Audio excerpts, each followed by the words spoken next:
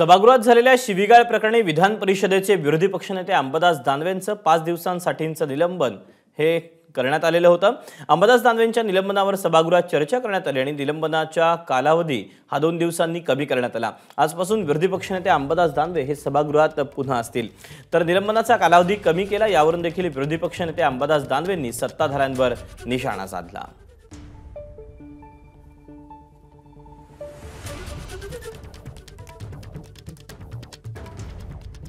सन्माननीय विरोधी पक्षनेते श्री अंबादास दानवे यांनी त्यांच्या दिनांक 3 जुलै 2024 रोजीच्या पत्रान्वये सभागृहाप्रती दिलगिरी व्यक्त केली आहे।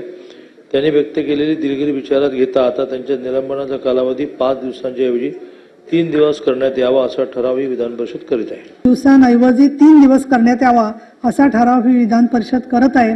फार काही मोठा निर्णय झाला अशातला काही भाग नाही। खरं तर मी काल सकाळी पत्र दिलं होतं, कालच घ्यायला पाहिजे होता निर्णय। उशीर झाला असं वाटतं तुम्हाला? हो, उशीरच झालेला आहे ना। त्याला बिलकुल मांडणार, बिलकुल त्याच्यासाठी लढा देणार। माझी जी आक्रमकता आहे, माझी जी शिवसैनिकाची भूमिका आहे विरोधी पक्षात, तेवढ्याच ताकदीनं मांडेल, काय प्रॉब्लेम नाही त्याला। एबीपी माझा, उघडा डोळे बघा नीट।